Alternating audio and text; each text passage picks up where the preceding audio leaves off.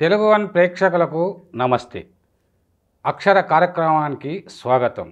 ఈరోజు మన మధ్య పంచసహస్రావధాన సార్వభౌముడు, అవధాన సరస్వతి, ధారణా చక్రవర్తి, పుంభావ సరస్వతి మన మధ్య డాక్టర్ మేడసాని మోహన్ గారు ఉన్నారు. మరి వారితో ఈరోజు ముఖాముఖి కొనసాగిద్దాం. నమస్కారం గురువుగారు. నమస్కారం స్వామి. ఈరోజు మీరు మా స్టూడియోకి రావడం చాలా సంతోషం. సరస్వతీదేవి నడిచి వచ్చినట్టుగా మేము భావిస్తూ ఉన్నాము. గురువుగారు, మొట్టమొదట ఒక పద్యంతో, అది ఏ పద్యమైనా సరే, మరి మీకు ఇష్టమైనటువంటి పద్యం, ఒక పద్యంతో ఈ కార్యక్రమాన్ని ప్రారంభిద్దాం.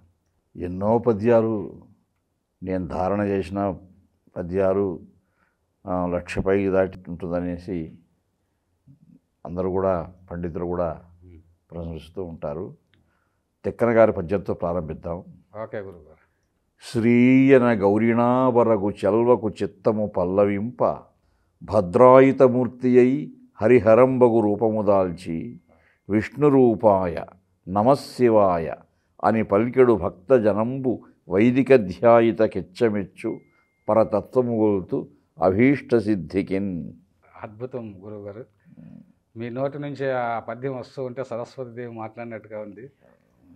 గురువుగారు, ఈ మనం అవధానాల గురించి, తర్వాత ఈ పద్య విద్య గురించి మాట్లాడే ముందు, మరి మీరు ఎక్కడ పుట్టారు, మీ తల్లిదండ్రులు ఎవరు, మీ యొక్క జీవిత నేపథ్యం ఏమిటి అన్నటువంటి విషయాలను కాస్త వివరించండి. నేను చంద్రగిరి, మీరు వినే ఉంటారు, చరిత్ర ప్రసిద్ధిగాంచినటువంటి చంద్రగిరి మండలంలో నడింపల్లి అనే గ్రామంలో ఒక చిన్న రైతు కుటుంబంలో పుట్టినవాడిని. మా తల్లిగారి పేరు మేడసాని లక్ష్మమ్మ, మా నాన్నగారి పేరు మేడసాని అయ్యన్న నాయుడు. మాది పూర్తిగా వ్యవసాయ కుటుంబము. మా నాన్నగారు, మాకు కొంత మెట్ట పొలం ఉండేది. ఆ మెట్ట పొలంలో వ్యవసాయం చేసి మేమిద్దరు అన్నదమ్ములం. మా అన్న ఉన్నాడు, అన్నగారి కంటే ముందు అక్కలు ఇద్దరు ఉన్నారు. మమ్మల్ని అందరినీ కూడా నలుగురు సంతానం. నేను చివరివాడిని. చదువుకున్నవాడిని కూడా నేనే మా ఇంట్లో. మిగిలిన మీ పెద్ద అన్న కూడా ప్రాథమిక విద్యాభ్యాసం వరకు పూర్తయి నిలిచిపోయారు. అక్కలు ఇద్దరికి బంధువులని పెళ్లిళ్ళు చేశాము. నేను అలా చదువుకొని ఇట్లా రావడం జరిగింది. తరువాత దైవానుగ్రహంతో ఈ సంస్కృతాంధ్ర సాహిత్యాలు అధ్యయనం చేసి భగవద్దత్తమైన ప్రతిభా విశేషంతో, అంటే మీరు చిన్ననాడు ఈ చదువు, అంటే మీ తల్లిదండ్రులు మీ అన్నగారిని కూడా చదివించారు, కానీ ఆయన మధ్యలో చదువు ఆపేశారు. మిమ్మల్ని పర్టికులర్గా బాగా చదివించాలనేటువంటి ఆకాంక్ష వాళ్ళ. అప్పుడు మాది పూర్తిగా వ్యవసాయ కుటుంబము. మా నాన్నగారు అంటుండేవాడు, నువ్వు వ్యవసాయానికి పనికిరావు నాయన అంటే. బలహీనంగా ఉండేవాడిని చిన్నప్పుడు. నువ్వు వ్యవసాయానికి పనికిరావురా, నువ్వు కష్టం చేయలేవు నాయన, నువ్వు చదువుకో బాగా అని చెప్పేవారు. నాకు కూడా చదువుకోవాలనే ఆసక్తే ఉండేది బాగా. ప్రాథమిక విద్యాభ్యాసం మా ఊళ్ళో ఏకోపాధ్యాయ పాఠశాల చదివేటప్పుడు నేనే తరగతిలో మొదటి స్థానంలో ఉండేవాడిని. మా ఉపాధ్యాయులు కూడా నన్ను మెచ్చుకునేవాళ్ళు. చంద్రగిరి ఉన్నత పాఠశాలలో తర్వాత చదువుకున్నాను. ప్రాథమిక విద్య మీ ఊళ్ళోనే? మా ఊళ్ళోనే. 6వ తరగతి నుంచి 10వ తరగతి వరకు చంద్రగిరి ఉన్నత పాఠశాల. ఆ తర్వాత ఇంటర్మీడియట్, డిగ్రీ ఇవన్నీ కూడా తిరుపతిలో. తిరుమల తిరుపతి దేవస్థానం కళాశాలలు, శ్రీ వెంకటేశ్వర యూనివర్సిటీ. అక్కడ ఎంఏ పూర్తి చేసుకున్న తర్వాత పిహెచ్డి మెడ్రాస్ యూనివర్సిటీకి వెళ్ళాను. అంటే పీజీలో మీరు ఏ సబ్జెక్ట్ తీసుకున్నారు? తెలుగు సాహిత్యం. తెలుగు సాహిత్యంలోనే నేను మద్రాసు విశ్వవిద్యాలయంలో అన్నమాచార్యుల వారి యొక్క పదకవితలపైన పరిశోధన. అంటే మీ టాపిక్, పిహెచ్డి టాపిక్ భాష. అన్నమయ్య సంకీర్తనలో ఉన్న భాషా విశేషాలు. అద్భుతమైన సబ్జెక్ట్ ఇది. బాగా సిద్ధాంత వ్యాసం రాయడం, అది కూడా పెద్ద వ్యాసం, సిద్ధాంత గ్రంథం అయిపోయింది. అది 1435 పేజీలు, 3 సంపుటాలు. నాకు భాష అంటే అన్నమయ్య తొలి తెలుగు వ్యావహారిక కవి కదా. ఆ వ్యావహారిక భాషా విశేషాల్లో అన్నమయ్యకు ఆయన భాషా సిద్ధాంతం ఏమిటి ఓహో. అన్న అంశం పైన చేశాను పరిశోధన. ఉమ్. ఆయన వ్యావహారిక భాషా ప్రయోగాలతోనే రాసినా కానీ అంటే సంకీర్తనలు. ఆ సంకీర్తనలు ఉమ్. ఒక సైద్ధాంతికమైనటువంటి దృక్పథంతోనే ఓహో. భాష పట్ల వ్యవహరించాడు ఆయన. ఓహోహో. ఆ. పల్లవీ చరణాలతో కూడినటువంటి సంకీర్తనలు, అందులో ఉమ్. మాత్రాబద్ధ ఛందస్సే పాటించాడు. మాత్రాబద్ధ ఛందస్సు, ప్రాస నియమాన్ని పాటించాడు. ఓహోహో. అది కాబట్టి వారి యొక్క ఛందో దృక్పథము, ఉమ్. వ్యాకరణ దృక్పథం కూడా ఉమ్. ఒక సైద్ధాంతికమైనటువంటి పంధాలోనే జరిగిందని అనిపిస్తుంది. అంటే ఆయన వేలాది సంకీర్తనలు రాశారు కదా, అందులో మీరు నేను తిరుమల తిరుపతి దేవస్థానం ప్రకటించిన సంకీర్తన సంపుటాల్లో ఉమ్. ఒక్క సంపుటాన్ని ఆధారంగా తీసుకుని ఆ పరిశోధన చేశాను. ఓహో. 12వ సంపుటం అది. 12వ సంపుటం. తర్వాత ఉమ్. అంటే మొదట ప్రభాకర శాస్త్రి గారు, ఉమ్. రాళ్లపల్లి వారు ఉమ్. సమకూర్చినటువంటి గ్రంథాల్లో 12వ సంపుటం. ఓహో.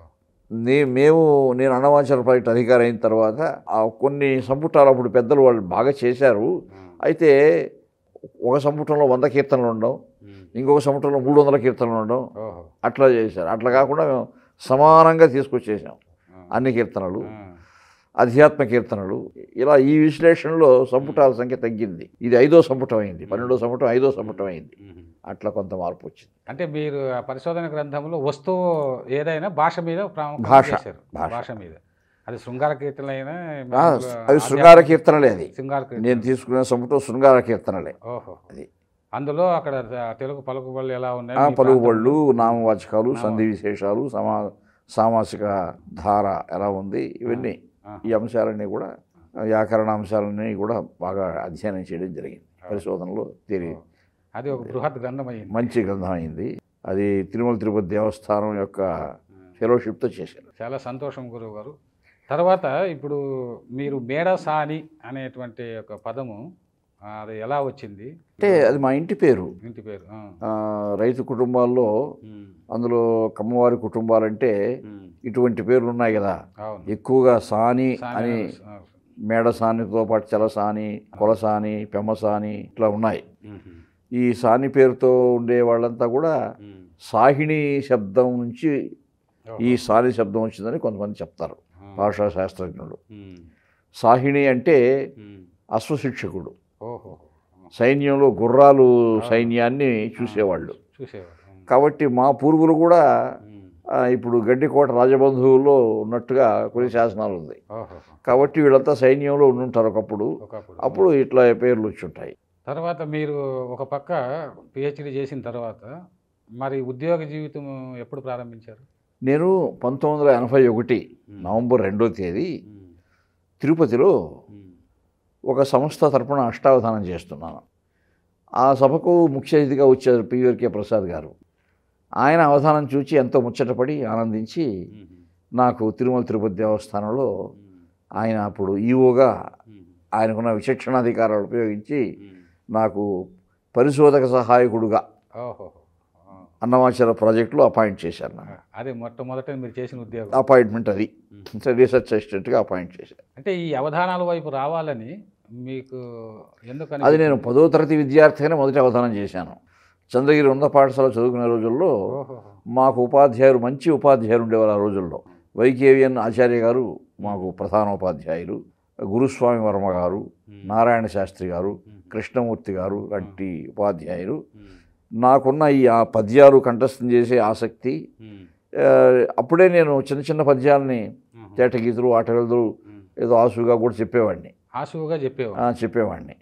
అంటే అప్పటికి ఛందస్సు తెలియదు. తెలియదు. అంటే అప్పటికి ఆ తెలుగు వాచకంలో ఉన్న పద్యాల యొక్క నడక, ఆ నడకను పట్టుకొని అనుకరణం చేస్తూ అలా చెప్పడానికి ప్రయత్నం చేసేవాడిని. అది ఎక్కువగా కంద పద్యాలు, తేటగీతులు ఇవి. అప్పుడు వాళ్ళు గుర్తించారు ఏదో ప్రతిభ ఇతనిలో దాగి ఉంది అని. అందులో నాకు చిన్నప్పుడు అనారోగ్యంగా ఉన్నప్పుడు కొంత మా తల్లిదండ్రులు కష్టపడినారు నాతో. ఒక మంచి గురువు గారి దగ్గర తీసుకెళ్ళారు నన్ను. అనారోగ్యం అంటే నాకు కడుపు నొప్పి వస్తూ ఉండేది, సరిగ్గా జీర్ణమయ్యేది కాదు, వామిటింగ్ అయిపోయేది, వాంతులు అయిపోయేది. అలా కొంత బాధపడ్డారు. అవధూత మా గురువు గారు వారు మహనీయులని చెప్పుకొని అందరూ ఎక్కడో ఉంటుంటే ఆ విశేషాలు కనుక్కొని మా తల్లిదండ్రులు నన్ను అక్కడ తీసుకుపోయినారు. ఆయన అనుగ్రహం, దీక్షానుగ్రహం, ఒక ఔషధం కూడా ఇచ్చాడు ఆయన నాకు. ఆ ఔషధ సేవనం చేత బాగా ఆరోగ్యం కుదురుపడింది.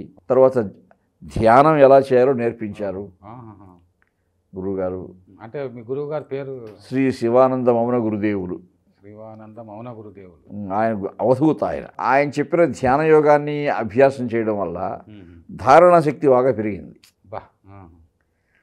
అంతకుముందే తెలుగు పద్యాల కంఠస్థం పెట్టడం, ఈ అలవాటు ఉండడం, అది మెల్లగా ధ్యానం చేత అధ్యాత్మ చింతనలోకి మనసు బాగా ప్రవేశించింది. గురువు అనుగ్రహంతో మీకు ధారణాశక్తి కూడా వచ్చేసింది. అప్పుడు రోజు ఇప్పటికి కూడా క్రమం తప్పకుండా ధ్యానం అంతా చేస్తాం. అనుష్ఠానం, ఒక అనుష్ఠాన జీవనం మంది. భారతీయ జీవన విధానమే అనుష్ఠాన జీవనం.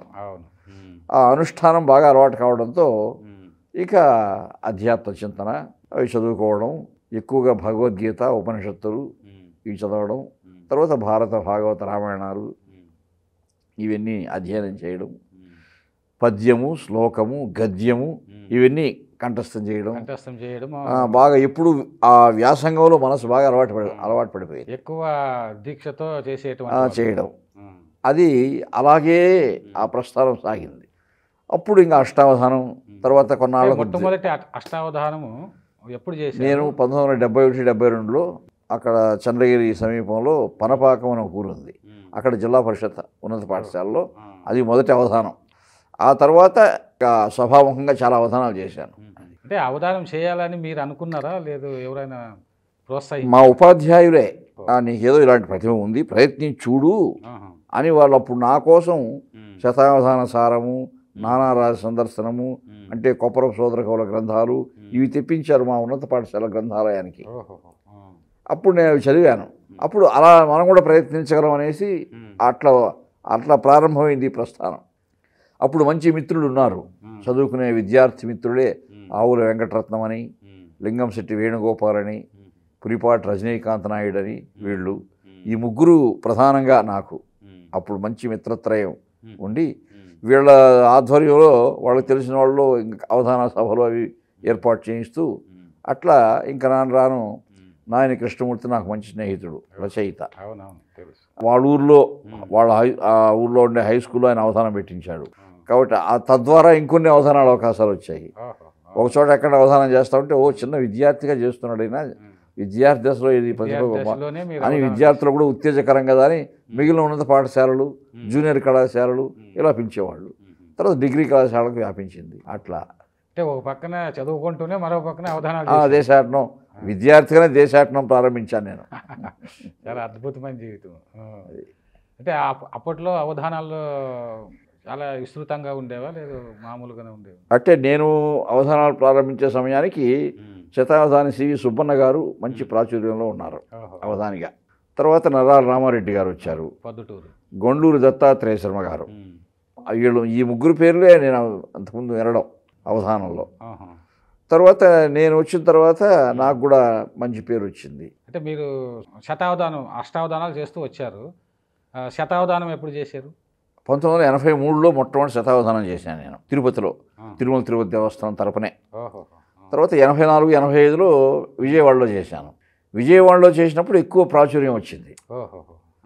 తిరుపతిలో చేసినప్పుడు ఈనాడు కొన్ని పేపర్లు రిపోర్ట్ చేశాయి. కానీ విజయవాడలో చేసినప్పుడు అది రాష్ట్రమంతా బాగా వ్యాపించి సుమారు తిరుపతి వెంకట కవులు, కొప్పర సోదర కవుల తరం వాళ్ళ శిష్య పరంపర పూర్తయిన తర్వాత 50 ఏళ్ళు సంపూర్ణ శతావధానం లేదు ఆంధ్రదేశంలో. మళ్ళీ నాతోనే ప్రారంభమైంది. అది పండితులు బాగా దాన్ని స్వాగతించారు. శతావధానం విజయవాడలో చేశారు ఫస్ట్.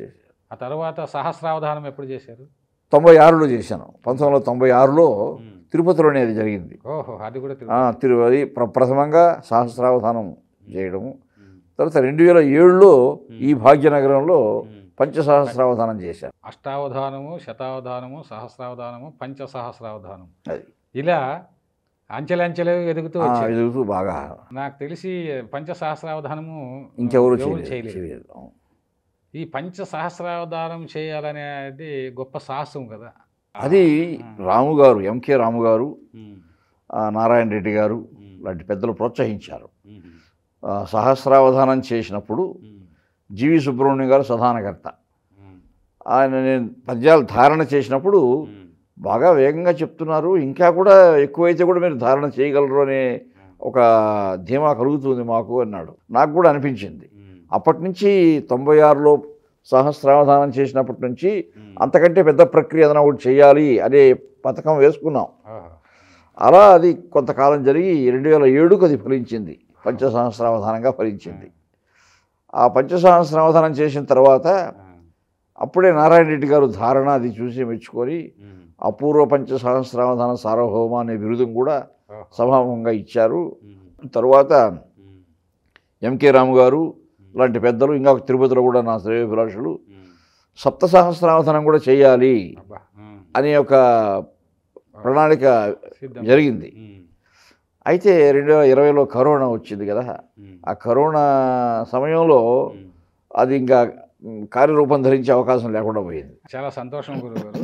అయితే ఈ పంచసహస్రావధానం చేసే స్థాయికి మీరు వచ్చినప్పుడు దానికి అంటే ధారణ సహజంగా ఉంది మీకు, బట్ ఈ పురాణాలు కానీ ఇతిహాసాలు కానీ సంస్కృత పాండిత్యము ఇదంతా మీకు అప్పటికే తెలిసి చదివాను అన్నీ. అసలు అప్పటి నుంచి ఇంకా విద్యార్థి దశ నుంచి కూడా ఇప్పటికీ కనీసం 4-5 గంటలు అధ్యయనం చేసే అవకాశం నాకుంది. నేను చదువుకోగలుగుతాను, ఏదో గ్రంథాలు ప్రతిరోజు చదువుతాను. తిరుమల తిరుపతి దేవస్థానంలో ఒక ప్రాజెక్ట్ డైరెక్టర్గా చేశాను, అన్నమాచారపడ డైరెక్టర్గా చేశాను. పక్కన అది చేస్తూ మరో పక్కన అధ్యయనం కొనసాగించారు. భగవంతుని సన్నిధిలో ఉండటం వల్ల ఆ దేవదేవుడు ఆ వ్యాసంగంలో ఎప్పుడు మేము నిమగ్నమయ్యే రీతిలో మమ్మల్ని అక్కడ అనుగ్రహించాడు. ఈ సంస్కృతం అంటే ఎంఏ తెలుగు చేశారు మీరు, సంస్కృతం కూడా మీరు అవి కొంతమంది దగ్గర చదువుకున్నాను. ప్రత్యేకించి నల్లాన్ చక్రవర్తుల నరసింహాచార్యుల వారిని, గొప్ప సంస్కృత పండితుడు, తిరుపతిలో ఓరియంటల్ కళాశాలలో ఆయన ఆచార్యుడిగా ఉండేవారు. వారి దగ్గర కొంతకాలం సంస్కృతం చదువుకున్నాను నేను. ఎస్బి రఘునాథాచార్యుల వారిని, వారి దగ్గర కొన్ని మెలకువలు సాహిత్యంలో చదువుకోవడం, అలా ఒక 2-3 పెద్దలు. మీ అవధానంలో తరచుగా సంస్కృత పంచకావ్యాల్లో కొన్ని ఉదాహరిస్తూ ఉంటారు. ఉదాహరిస్తూ సంస్కృతం బాగా సామాజిక చాలనంలో కూడా సంస్కృత శబ్దధార బాగా వచ్చేస్తుంది. ఈ పద్యాల్లో కూడా మీరు సంస్కృత బాగా తిక్కన మాదిరి తెలుగు సంస్కృతం సమాంతరంగా ఉపయోగిస్తూ బాగా వస్తుంది. అంటే ధారాశుద్ధిగా అలా వచ్చేస్తుంది ప్రవాహం. అది ఒకటే గురువు గారు, ఈ అవధానాల్లో అంటే అలవోకగా అవధానాలు మీరు చేస్తుంటారు, కానీ ఇతరుల అవధానాలకి మీ అవధానాలకు తేడా ఏమిటంటే అద్భుతమైనటువంటి ఒక వర్ణనాత్మక శైలి మీ అవధానాల్లో ఉంటుంది. దానికి కారణం ప్రాచీన కవుల యొక్క భిక్ష. నేను సుమారు 1,50,000 పద్యాలు గద్యాలు అన్ని ధారణ చేశాను కాబట్టి వ్యాస, వాల్మీకి, కాళిదాసాది మహాకవుల నుంచి కూడా, సంస్కృతంలో పంచకావ్యాల నుంచి కూడా ఎన్నో శ్లోకాలు, తెలుగులో కూడా నన్నయాది మహాకవుల దగ్గర నుంచి ఇప్పటి వరకు అలా గద్య పద్య శ్లోకాదుల యొక్క ధారణా శక్తి వల్ల ఆ సంస్కారం నాలో ఉండి అది ఉద్బుద్ధం అవుతుంది అవధానాలు చేసేప్పుడు. పద్య విద్య పైన అంటే అది మనకు తెలుగు వాళ్ళకి ప్రత్యేకమైనది అవధానాలు. అందులో పద్యాలలో కవిత్వం చెప్పడం అనేటువంటిది కొంతమందికే సాధ్యమంటారు. దీనిపైన మీ అభిప్రాయం? అంటే ఛందోబద్ధమైనటువంటి అధ్యయనం అనేది ముఖ్యం. ఈ ఛందోబద్ధమైనటువంటి కవితాధార అలవరినప్పుడు అప్పుడు అలాగే పద్యరచన చేస్తారు. గేయంలో కూడా మాత్రా ఛందస్సు ఉంది. ఇప్పుడు అన్నమాచార్య సంకీర్తనలో అన్ని మాత్రా ఛందస్సే కదా. కాబట్టి కానీ అవధాన ప్రక్రియలో పూర్తిగా అది మార్గ సంప్రదాయంలోనే పోతుంది. ఏ ఛందస్సులు అవి ఉండవు. ఎక్కువగా మీరు చేస్తుంటే వాల్మీకి మనస్సు అంటే ప్రకృతి వర్ణనలు వచ్చేసరికి వాల్మీకం బాగా ఆనందిస్తాం. కాళిదాసు మహాకవి కూడా చెప్పాడు సంహారం అని కూడా. కానీ రామాయణంలో ప్రత్యేకించి కిష్కింధాకాండ లాంటి సందర్భాల్లో అద్భుతమైన ప్రకృతి వర్ణనలు ఉన్నాయి. అటువంటి వర్ణనలు తెలుగులో మళ్ళీ చూస్తే ఆముక్తవాణిలో ఉన్నాయి. కృష్ణదేవరాయల వారి ఆముక్తవాణిద, మిగిలిన మహాకవులు కూడా వర్ణనలు గొప్పగా చేశారు. కానీ ఆముక్తవాణిదలో కథాభాగం తక్కువే, వర్ణనలే ఎక్కువ. ప్రకృతి వర్ణనలు, ఋతువర్ణనలు, ప్రకృతి వర్ణనలు, అష్టాదశ వర్ణనలు భాగాలే ఎక్కువ. తర్వాత గురువుగారు ఈ జనరల్గా ఈ భారతాన్ని అనువాదం చేసినప్పుడు, సంస్కృత భారతాన్ని తెలుగులోకి కవిత్రయం అనువాదం చేశారు కదా, చేసినప్పుడు అంటే చాలామందికి ఒక డౌట్ ఉందన్నమాట. ఇప్పుడు నన్నయ్య 2.5 పర్వాలు రాశారు, తర్వాత తిక్కన 15 పర్వాలు రాశారు, ఎర్రన సగ పర్వం రాశారు. ఈ నన్నయ్య 2.5 పర్వాలు రాసిన తర్వాత శారద రాత్రులు జూల రసత్తర ఆ పద్యం దగ్గర ఆగిపోయింది. ఎందుకు ఆగిపోయింది దాని గురించి చెబుతూ ఉంటారు. అది నిజంగా మరణము వస్తుంది, అది ఆ మాత్రలు ఉపయోగించడం వల్ల ఇట్లా అంటుంటారు. అంటే మన సంస్కృతంలో కూడా ఒక సంప్రదాయం ఉంది కదా, ఋషీణాం పునరాధ్యానం వాచం అర్థోనుధావతి. ఋషితుల్యుడైనటువంటి మహాకవి ఆయన ఏం చెప్పినా కానీ ఆ శబ్దం ఆయన వాక్కును అనుసరిస్తుంది. అంటే అప్రయత్నంగా వాళ్ళు చెప్పినా కానీ అది సత్యం ఉంటుంది. ఇప్పుడు ఈ పద్యం కూడా శారదరాత్రులు అనే పద్యంలో కూడా శారదరాత్రులు ఉజ్వల లసత్తర తారక హారపంక్తులం చారుతరంబులయ్యే వికసన్నవ కైరవ గంధ బంధురోదార సమీర సౌరభము దాల్చి సుధాంశు వికీర్యమాణ కర్పూర పరాగ పాండురుచి పూరములు అంబర పూరితంబులై అని ఆకాశంలో ఆ వెన్నెల శరదృతులు వెన్నెల ఎలా ఉందో వర్ణించే సందర్భంలో చెప్పారు. అక్కడ పరపూరితంబులై అని వస్తుంది చివర. అంబరపూరితంబులై అనే దాంట్లో పరపూరిత అంటే ఇక్కడ నుంచి వేరే వాళ్ళు పూరిస్తారు ఇక అనే అర్థం కూడా వచ్చేస్తుంది. ఆయన తెలియకనే ఆ అర్థం ధ్వని ఉంది అక్కడ. కాబట్టి మహాకవుల యొక్క కావ్యాల్లో అటువంటి ఉంటాయి. అక్కడ తరువాత స్ఫురదరుణాంశు రాగరుచి ఎర్రన గారి కవిత్వం ప్రారంభమైంది. ఆయన పేరు ఎర్రన గారు అంటే స్ఫురత్ అరుణ అంశ అంటే ఆయన సూచించాడు ఇక్కడి నుంచి నేను రాస్తున్నాను అని. అది మహాకవుల యొక్క శైలి విన్యాసంలో. ఇది ఎందుకు అడిగానంటే ఇప్పుడు మీరు అరవకగా చెప్తూ ఉంటారు కదా, అలా చెబుతున్నప్పుడు ఆ మాత్ర గణాలు ఇప్పుడు మేము కూడా అవధానంలో పద్యాలు చెప్పేటప్పుడు అదొక అనుభూతి, శబ్ద ప్రవాహము, ఆ భావనామయమైనటువంటి కావ్య జగత్తులో విహరించడము. ఒక మాటలో చెప్పాలంటే భావాంబర వీధి విస్తృత విహారం అంటాం కదా, అదే భావాంబర వీధి విస్తృత విహారం. మీ పద్యాల్లో అంటే అవధానాలను చాలా అవధానాలు గమనించాను. మీరు పద్యం చెబుతున్నప్పుడు ఒక తిక్కన ఎర్రన ఆయా మహాకవుల పద్యాలు కొన్ని ఒక్కొక్క కవి పద్యాలు కొన్ని వేల పద్యాలు ఉంటాయి నా మనసులో. ఆశ్వాసాలుగా ధారణ అయి ఉంటుంది. కాబట్టి ఆ పృచ్ఛకులు ప్రశ్న అడిగారంటే ఆ పృచ్ఛకులు అడిగినటువంటి అంశం ఏదో ఒక కవికి సంబంధించినటువంటి ఒక భావనమయ జగత్తులోకి లాక్కు వెళ్ళిపోతుంది మనస్సుని. అందువల్ల అటువంటి పద్యాలు వస్తూ ఉంటాయి. మీరు చాలా గ్రంథాలు కూడా రాశారు కదా గురువుగారు. అంటే చాలామంది ఏంటంటే అవధానులు అలవోకగా పద్యాలు చెబుతారు, ఆసువుగా పద్యాలు చెబుతారు. వీరు పద్య కావ్యాలు ఎందుకు రాయకూడదు అని చాలామంది అంటూ ఉంటారు. నేను పురుషోత్తమ చక్రవర్తి అనే పద్య కావ్యం రాశాను. ఇప్పుడు కొన్ని రాస్తూ ఉన్నాను, అవి తొందరలో ప్రకటింపబడతాయి.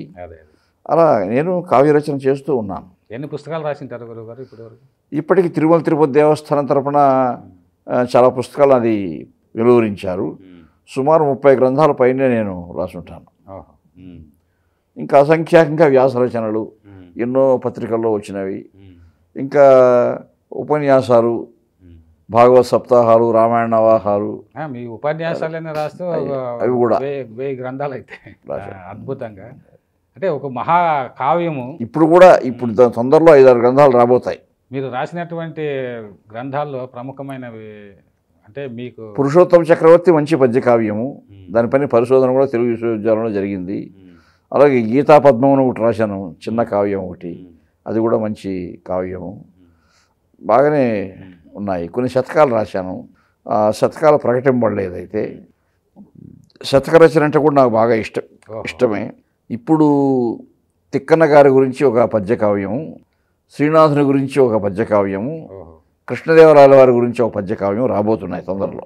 చాలా అద్భుతం. అది ఎర్రన గారి గురించి కూడా ఎందుకంటే పరిశోధన చేశాను. తిక్కన గారి గురించిన కావ్యంలో వస్తుంది ఎర్రన ప్రసక్తి కూడా. అనుబంధ అంశాలు ఉంటాయి కదా కొన్ని. తిక్కన గారు చెప్తూ ఉంటే కవిత్రయంలో మిగిలిన వాళ్ళ సందర్భం వస్తుంది. ఇప్పుడు ఎర్రన గారు మీరు పరిశోధన చేశారంటున్నారు. ఆయన ప్రబంధ పరమేశ్వరుడు. ఆయన వర్ణనాత్మక శైలి తర్వాత ఈ ప్రబంధాలకు కారణమైంది అంటారు. ప్రబంధాల్లో ఉన్నటువంటి ఒక వర్ణనాత్మక శైలిని ముందే ప్రవేశపెట్టాడు ఆయన. ఇప్పుడు నృసింహ పురాణం ఒక ప్రబంధమే, అది ప్రబంధం, అవును, కావ్యము. ప్రబంధ లక్షణాలు ఆయనతోనే ప్రారంభమైనాయి. ఆ మాటకు వస్తే తిక్కన గారు కూడా భారతంలో ఆయన రవదించిన సంపుటాలన్నింటినీ ప్రబంధ మండలి అంటాడు. ఈ ప్రబంధ మండలికి అధినాథునిగా ఏ పురుషుని పేర్కొనవాడనో అని అంటాడు అవతారికలో విరాట పర్వంలో. కాబట్టి ఇంచుమించు ప్రబంధము అనేది ప్రకృష్టబంధమైనటువంటి అంశంగా విమర్శకులు అన్నారు. ఆ ప్రకృష్టమైనటువంటి బంధ శిల్పరచన అనేది ఎర్రనగర్లో బాగా ప్రారంభమైంది. ఇప్పుడు నన్నయ్య గారు కూడా అక్షర రమ్యత్, ఇప్పుడు బహువన పాద పర్వత ఇలాంటి పద్యాల్లో ఋషి వంటి నన్నయ్య రెండవ వాల్మీకి.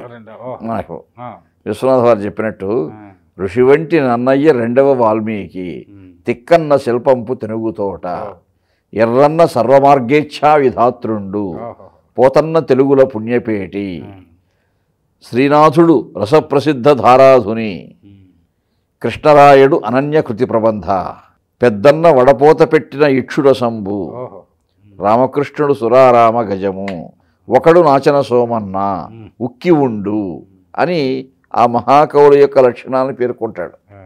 కాబట్టి ఆయన పేర్కొన్న లక్షణాలన్నీ కూడా ఆయా మహాకవుల్లో జగజ్జేగీయమానమైనటువంటి శిల్ప విన్యాసంతో ప్రకాశిస్తున్నాయి.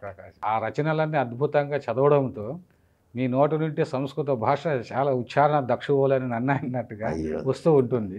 గురువుగారు, మీ నోటి నుంచి వచ్చేటువంటి ప్రతి మాట ఒక అద్భుతమైనటువంటి సంస్కృత తెలుగు సమాస భూయిష్టంగా వస్తూ ఉంటుంది.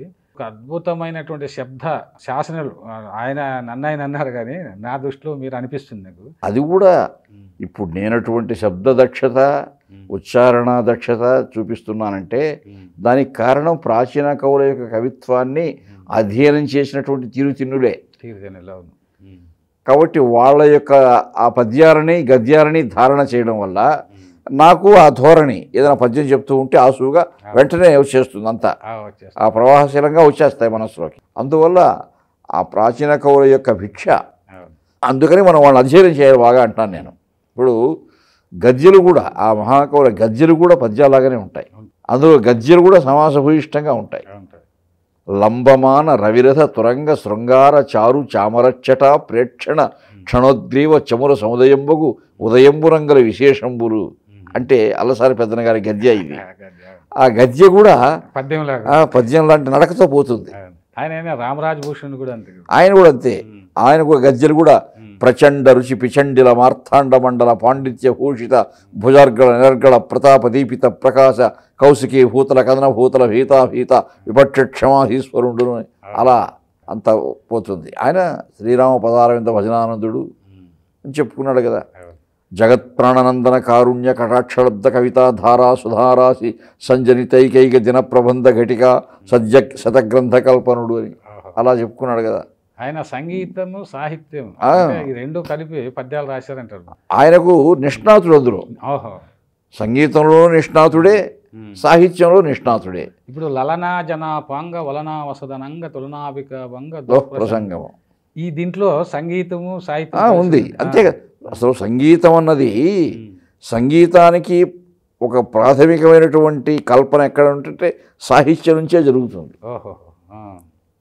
సాహిత్యంలో ఉన్నటువంటి శబ్ద ప్రవాహంలోనే సంగీతం ఉంది.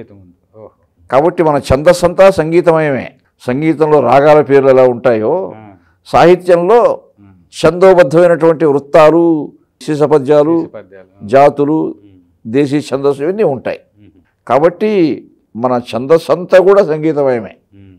కట్టించనొక తాత కంచి హర్మ్యంబులు హరిణాంకమౌళికి ఏకామ్రపతికి, ఒక తాత కట్టించే యోజనత్రయ దీర్ఘతర చటాకాంబోది తిరువళూరా శ్రీనాథ మహాకవి శేషపద్యం అది.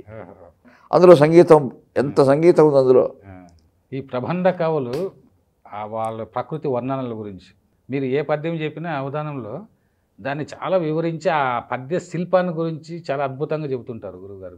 అదొక అంశం కదా, పురాణ పఠనం ఉంటుంది. ప్రబంధాల పైన విశ్వనాథ సత్యనారాయణ ఆ శిల్పం గురించి ప్రబంధాలు ముందు మాటలు రాస్తూ ఆయన చెప్పింది ఒక్కోసారి నాకు అది జ్ఞాపకం వస్తుంటుంది మీరు చెబుతూ ఉంటే. అంత వివరణాత్మకంగా, అంత తాదాత్మక అది ఒక అంశం ఉంది కదా అవధానంలో.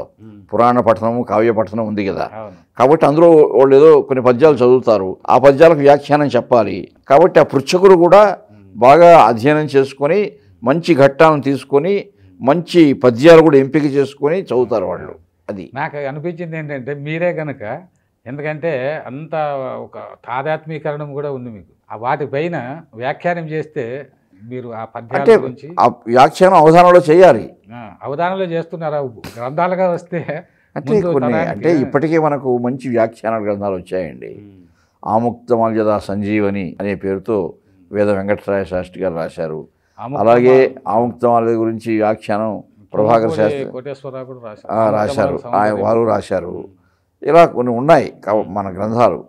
ఇందులో చాలా వరకు ఇప్పుడు కూడా చాలా వ్యాఖ్యాన గ్రంథాలు వస్తూ ఉన్నాయి. కాబట్టి మనం ఆ గ్రంథాలు చదువుకోవచ్చు. గురువుగారు, తర్వాత మీ యొక్క కుటుంబం గురించి అంటే ధర్మపత్ని గురించి, పిల్లల గురించి నాకు 1986లో వివాహమైంది. ధర్మపత్ని మా శ్రీమతి గారు కూడా వాళ్ళు తిరుపతి దగ్గర ఏదో ఒక గ్రామము, కానీ వాళ్ళ నాన్నగారు తిరుపతిలోనే ఆయన సెటిల్ అయ్యారు. మా మామగారి పేరు మానికొండ కుప్పుస్వామి నాయుడు, ఎంకే నాయుడు అంటారు ఆయన్ను. ఆయన కుమార్తె మా శ్రీమతి గారు. వాళ్ళు తిరుపతిలో మాకు 2 బావమరదలు ఉన్నారు. నాకు ఒక మరదలు ఉన్నారు. ఆ మరదలు కూడా డాక్టర్, ఆమె అమెరికాలో ఉంది. ఒక బావమరిది అమెరికాలో ఉన్నాడు, ఒక బావమరిది తిరుపతిలో ఉంటాడు.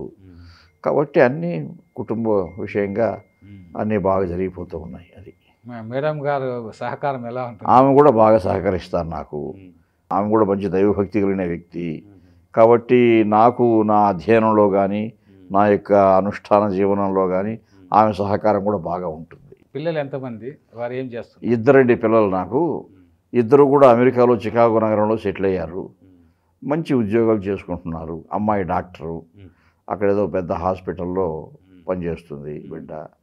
అబ్బాయి వాడు మెడ్రాస్ ఐఐటిలో బీటెక్ చేశాడు.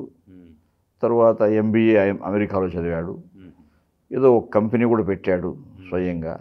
ఆ కంపెనీ కూడా బాగానే ఉందంటున్నాడు.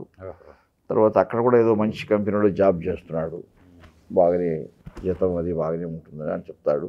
కాబట్టి పిల్లలు 2 కూడా బాగా వాళ్ళ రంగాల్లో సెటిల్ అయినట్టే. మీ పిల్లలకు మీ యొక్క సాహిత్యం అంటే సాహిత్యం చదువుకోలేదు వాళ్ళు, అయితే మంచి ధారణా శక్తి ఉంది వాళ్ళ చదువుల్లో. అందుకే అబ్బాయి ఐఐటిలో చదివాడు. అంతే కదా. ఐఐటిలో చదవడము, ఐఐటి ఎంట్రన్స్లో చాలా టాప్ ర్యాంక్ వచ్చింది వాడికి. తర్వాత క్యాట్ అని పరీక్షలు రాశారు, ఆల్ ఇండియా లెవెల్లో జరిగే పరీక్షలు అవి. అందులో కూడా ఒక సంవత్సరం టాప్ నెంబర్ 1 ర్యాంకు. కానీ వాడు ఎంబీఏ పోయి అక్కడే చేశాడు అమెరికాలో. అక్కడ కూడా మంచి యూనివర్సిటీలో వచ్చింది వాడికి బాగా. కాబట్టి అమ్మవారు తల్లి ఆ బిడ్డలను కూడా కటాక్షించింది. అంటే మీ తల్లిదండ్రులు కొద్దిగా ఏమన్నా? మా తల్లిదండ్రులకు మంచి దైవభక్తి ఉంది. వాళ్ళు ఏం చదువుకునే వాళ్ళు కాదు, అయితే దైవభక్తి పరాయణుడు. ఆ విశ్వాసము, ఆస్తిక్య భావన బాగా ఉండేది. అదే ఆ సంస్కారం నాకు కూడా వచ్చింది. అంటే మీ నాన్నగారికి? మా నాన్నగారు కూడా మంచి దైవభక్తి సంపన్నుడు. మీ అమ్మగారు దైవభక్తి? మా అమ్మకు ఎక్కువ భక్తి బాగా. జనరల్గా తల్లిదండ్రులు దైవభక్తులు అంటే వాళ్ళ సంస్కారం, వాళ్ళ అనుగ్రహం నాకు వచ్చింది. అనుగ్రహము పిల్లలు గొప్ప వాళ్ళు అవుతారు అంటారు. ఆ విధంగా కూడా మీకు అలా వచ్చింది. తర్వాత గురువు గారు కొన్ని జనరల్ విషయాలు మాట్లాడదాము. ఇప్పుడు మీరు ప్రాచీన సాహిత్యం అంతా అంటే సంస్కృతం కానీ తెలుగులో కానీ అద్భుతంగా ఎంతో అధ్యయనం చేయడం వల్లనే పంచసహస్రావధానాలు చేయగలిగేటువంటి స్థాయికి వచ్చారు. ఇప్పుడు ఆధునికంగా వస్తున్నటువంటి కవిత్వం కానీ వచన కవిత్వం కానీ ఈ కథలు, ఈ నవలలు, వీటి పట్ల మీ అభిప్రాయం ఏంటి? అంటే వాక్యం రసాత్మకం కావ్యం, అది గేయమైన వచనమైన ఒక రసాత్మకమైనటువంటి అంశ దాంట్లో ఉంది అంటే అది అందరూ అంగీకరించవలసిందే.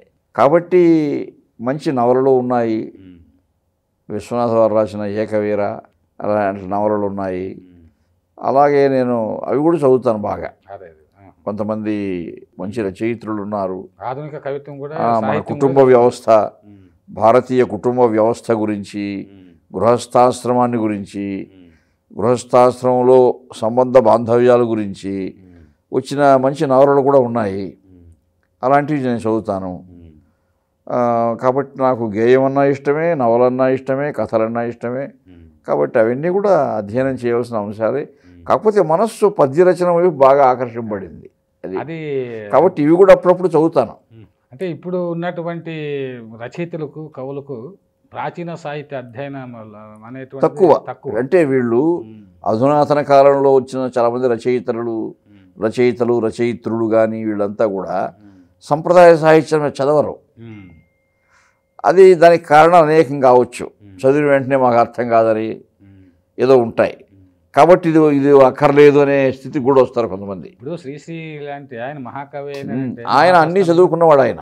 అది శ్రీశ్రీ లాంటి మహాకవులు కానీ వాళ్ళంతా కూడా అప్పుడు ఆనాడు అభ్యుదయ కవులు దాశరథి కానీ రారుద్ర లాంటి వాళ్ళు అంతా కూడా వాళ్ళు ఇటు అధునాతన దృక్పథంలోనూ నిష్ణాతులే, సంప్రదాయంలో కూడా నిష్ణాతులే వాళ్ళు.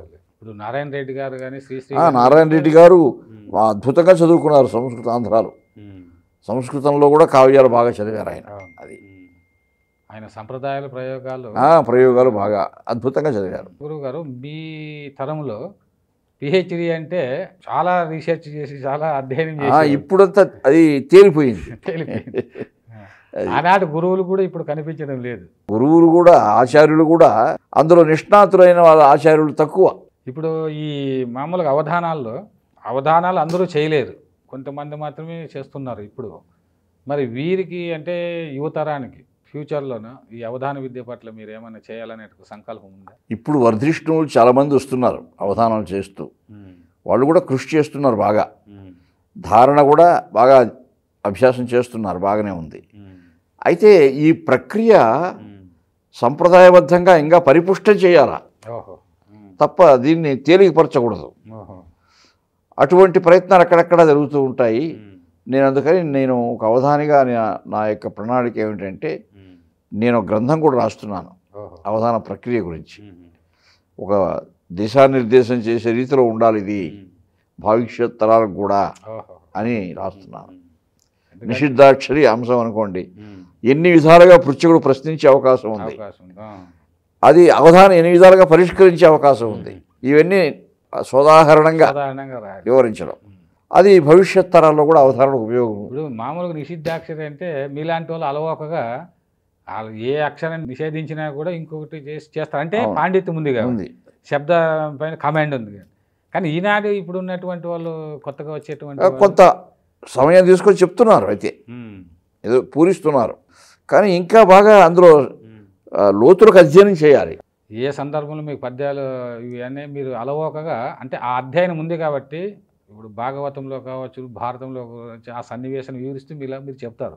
మరి ఇప్పుడు వచ్చేటువంటి చిన్న చిన్న అవధానాలు వీళ్ళు అంత అధ్యయనం చేసి చెప్పడానికి చేయగలగాలి. ఇక వాళ్ళు ప్రాథమికంగా ఇప్పుడు అధ్యయనం తక్కువైనా కానీ ఇంకా రాను మేము కూడా 10వ తరగతి విద్యార్థిగా నేను ప్రారంభించినప్పుడు అప్పుడేం పెద్ద అధ్యయనం చేసిన వాడిని కాదు గ్రంథాలు. నేను అప్పుడేదో ఉన్న సామగ్రితో ప్రారంభించాము, తర్వాత బాగా కృషి చేస్తూ వచ్చాం కదా.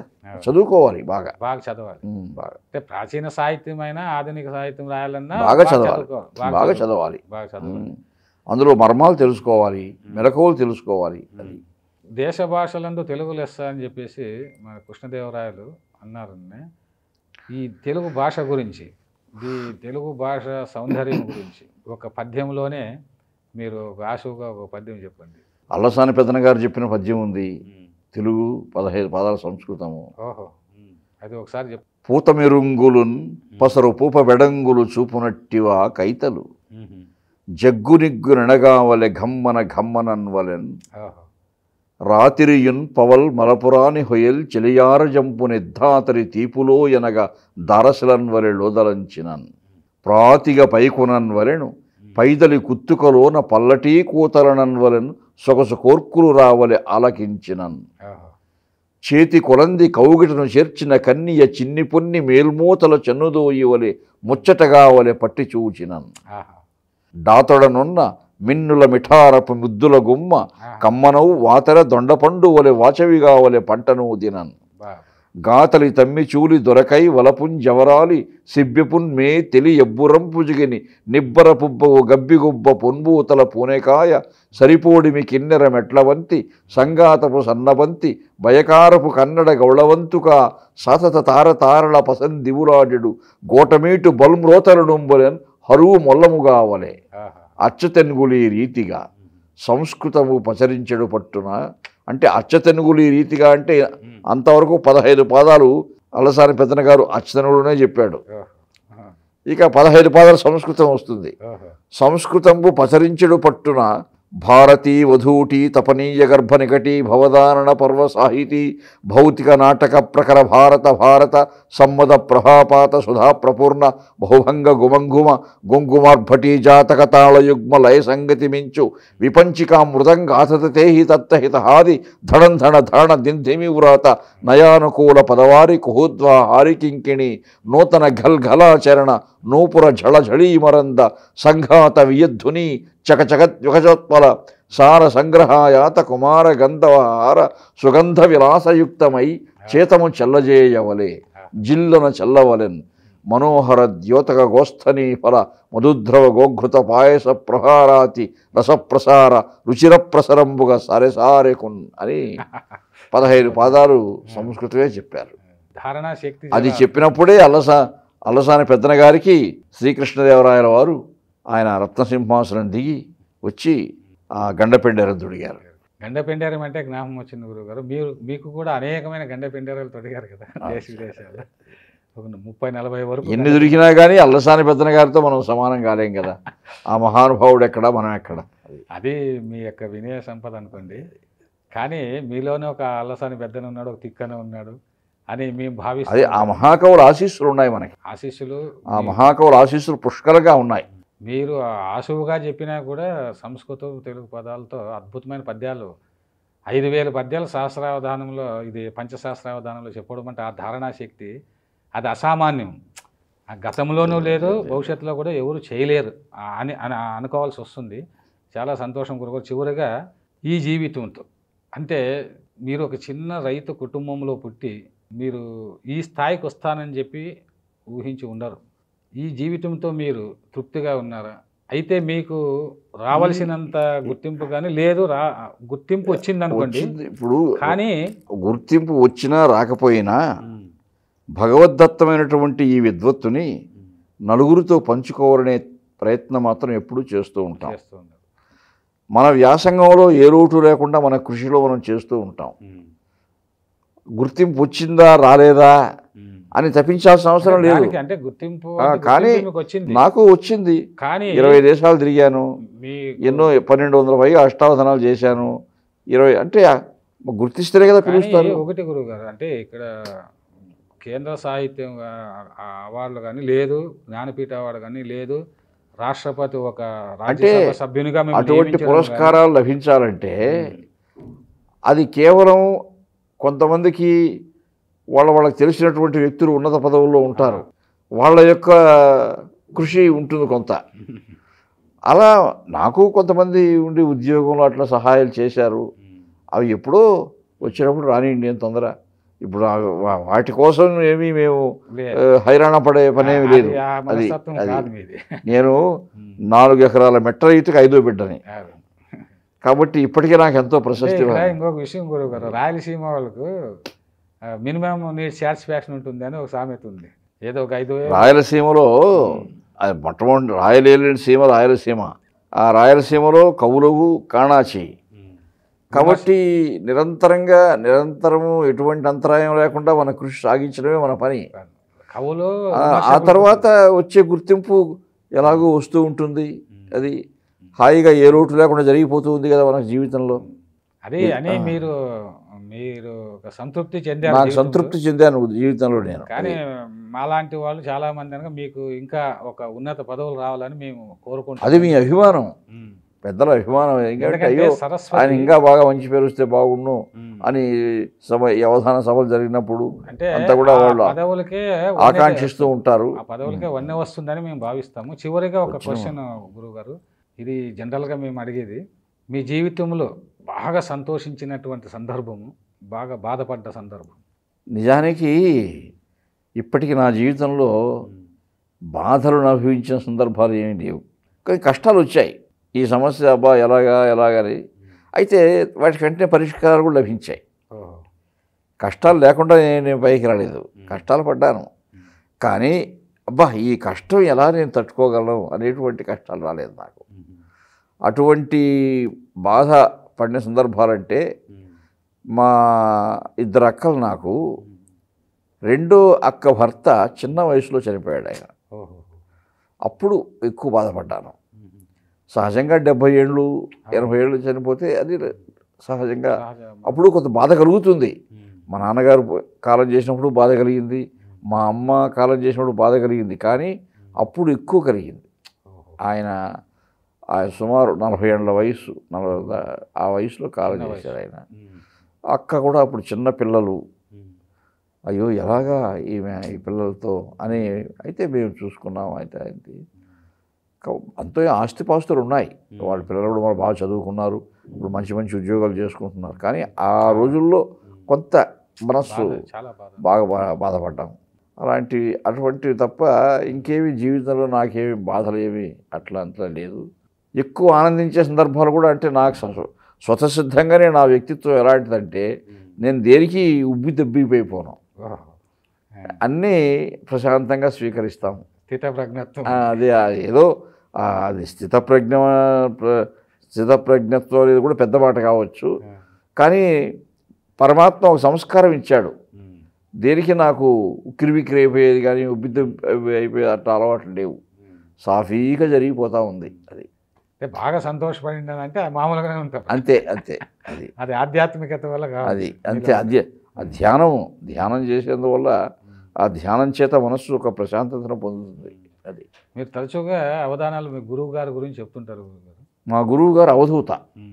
ఆయన అవధూత అంటే సన్యాస ఆశ్రమంలో కూడా ఇంకా శిఖరాయమానమైనటువంటి యోగ స్థితి.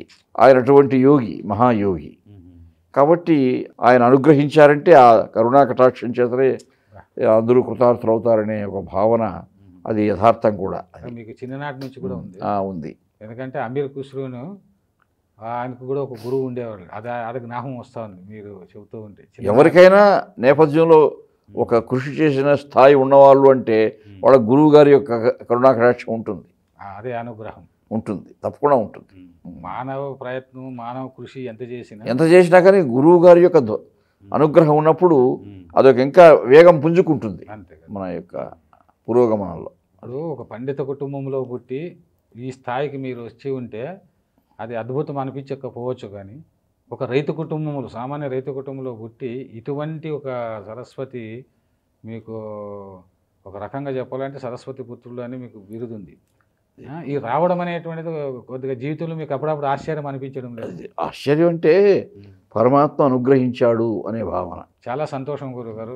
మీరు మా ఈ స్టూడియోకి వచ్చి చాలా అమూల్యమైన విషయాలు తెలియజేశారు. మీరు ఇంకా ఇలాగే సహస్రావధానం, పంచసహస్రావధానం చేశారు. గొప్ప గొప్ప అవధానాలు చేసి ఉన్నత పదవులు అలంకరించాలని మేము మనస్ఫూర్తిగా కోరుకుంటూ సెలవు తీసుకుంటాం. సర్వే జనా సుఖినో భవంతు. ధన్యవాదాలు. ఇదండి ఈ వారం ముఖాముఖి. వచ్చే వారం మరొక కవితో, రచయితతో కలిసి ముఖాముఖి కొనసాగిద్దాం. అంతవరకు సెలవు.